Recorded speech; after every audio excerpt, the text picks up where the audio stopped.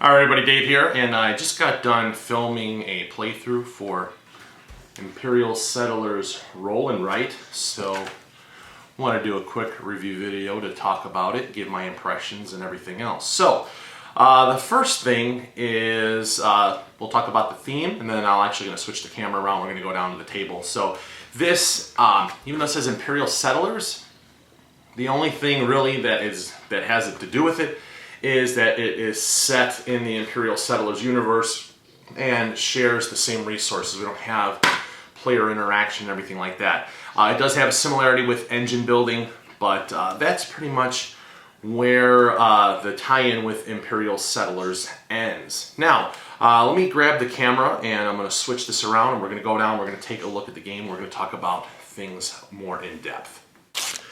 Alright, so as we look at Imperial Settlers Roll and Write and we look at everything that we get in the game, I think that $30 is a fair price tag for this because you're going to be able to play a lot of games out of this. Right out the bat, you get 96 of these sheets and you have 48 in the competitive mode and the adventure mode. So if you play the adventure mode the way that it shows in the book, solo, you've got 48 games coming out of here. That's a heck of a lot of games to play for $30.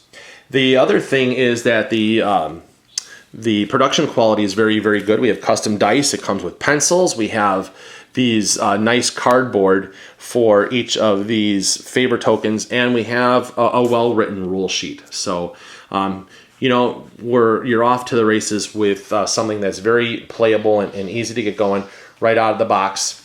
If you're playing the adventure mode, though, I do recommend that you go over to the Portal Games website and you print off this almanac that has all of the buildings listed.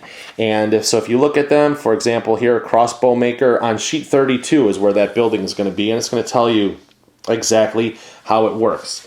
And so there is a link, I believe, that is in the rule book. We'll tell you about here. Check out the online almanac so you can go ahead and get that. And then also, neat thing is if you run out of sheets, you can get more, or you can print them off, laminate them, do whatever you want to do. It depends upon how much you are into the roll and writes. So production quality is good. Let's talk about the gameplay experience. So you saw the solo playthrough, and I think I had a decent score. Wasn't the best, but I'm going to get into that in a little bit. But to play the game is very, very simple. I mean, you're rolling your dice, and you're going to choose a favor token, and you're going to best use your actions and your resources to get the most points. I'm trying to build an engine. But the interesting thing from game to game is you have decisions that you're going to make as to what you're going to want to do on your empire sheet and also your village sheet with your different buildings. And each game is going to be different, especially if you're playing in adventure mode. Each of these different buildings, you are going to have a different play experience. But once you get up and playing, you have to realize, okay, what am I going to do? Because we have to look at, you know, each one of those little squares constitutes an action, and then whatever resources you're going to have to spend. Some of these, it just takes you an action. Like, it's only a couple actions. You can build a bridge, and you can open up this one field, and it's going to allow you to get additional resources at the cost of spending an action, unless you use the yield token, where it says choose a resource, you know, choose one and harvest it for free. So that's kind of a neat thing. That, you know, how are we going to do that? But each of these sheets and this building is going to constitute how to best play the game, and it's for you to figure it out. And it's also going to be further influenced by these favor tokens. How are they going to play? You know, when we played, I tried to take advantage of this ally.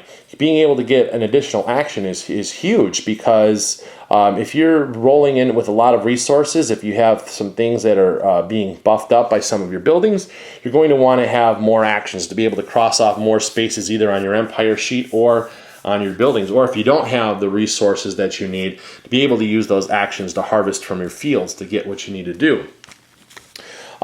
this lucky coin that's going to give you one wild resource each turn. And the interesting thing is, you know, how are you going to use that? In the game that we played, if I had that particular favor token tile, maybe this guarded woodshed would have been something that was more important to me, where I'd be able to trade gold in for wood. Well, that wood would allow me to do a lot more things. I could advance further along on this track here, or it would have been easy, you know, I would have been able to definitely have a lot of wood to fill in all of these spaces down on the bottom for this new religion.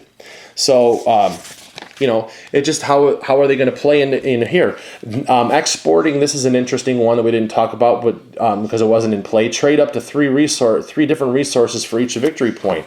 Well, maybe sometimes you may want to be able to build some of the buildings that are going to give you additional resources. Like, for example, here's a wood, or if you have something else that's going to give you more things, like this one here is gaining a food, where you're going to be able to get a bunch of resources, and you can start, you know, spending them for victory points, opposed to, you know, using your actions here or using your resources here or here.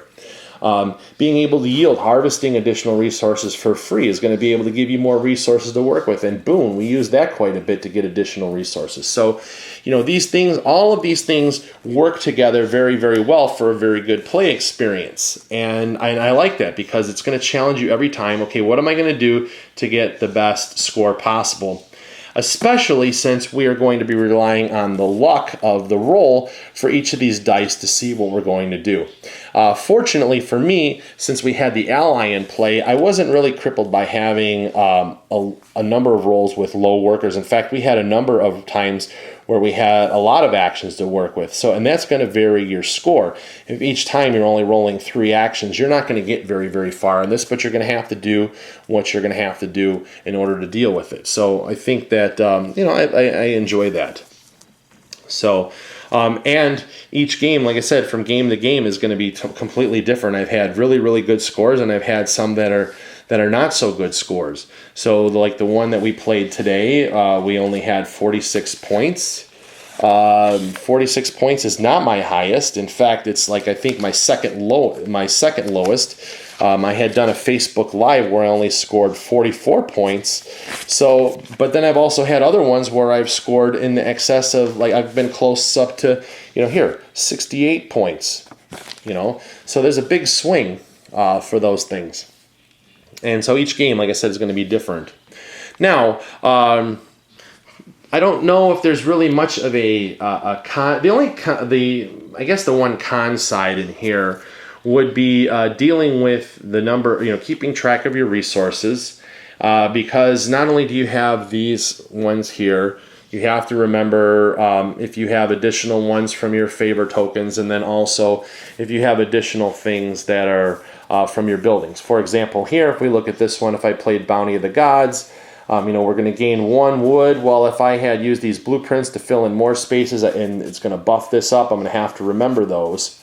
And so, you know, I guess there's something that you can print out to keep track of resources. I'm actually going to have a little video. I'll have a little hack video that I'll show you what I've been doing. And so that would be probably the only con on this game. That, and the other thing that might be minor, and I'm not sure because I haven't gotten into multiplayer mode, is if you're playing competitive mode and you're playing with the same buildings over and over and over again, that it might feel the same. But overall, you know, I think for $30 you're going to get a heck of a lot of fun playing this game, especially if you're playing a solo game. Doesn't take up a lot of space. You can, if you are working in an office or something like that, it's just something that you could pull out, play on your desk at lunchtime. If you come home from work and you want to unwind, you can just, you know, you can play this. You're done in 15 minutes. I sit there and played this out. I pulled out was playing in my bedroom. I was sitting there laying down, you know, just relaxing. Played it on the bed, you know, because I used a box lid to roll all the dice in, and I just wrote on the pad. So you can play this pretty much anywhere. So, like I said, a lot of fun. You know, depends on where you fall with roll and writes. I'm not 100% sure where I stand with these. I found this one to be enjoyable. I think this is one of the only ones that I actually have. Welcome To is the other one that I have, and I like that one. But for what you get, I think it's a heck of a lot of fun. So if you're interested in getting a copy of Imperial Settlers Roll and Write, check your friendly local game store. They probably have them, or you can order them online. You can actually order from Portal directly as well. And one other thing too is that there are a number of variants that have been coming out even on their website as to how to play the game. So especially with adventure mode, I guess you can buy additional pads and you can play with your friends so that each time you can see who all is going to do stuff better. And this is one thing for sure with Portal games is that they do support their products, and they have additional pads for sale. Right now, as I'm filming this is before Gen Con 2019. I am planning on getting additional pads to keep playing this game because I've been having a heck of a lot of fun with it. So anyways, just wanted to say, you know, if you're interested in a neat little engine building game that's going to give you some give you some good decision making without having to really rack your brain, you might want to check this one out. So all right, that's it for now. Thanks for watching, and I will talk to you again soon. Bye-bye.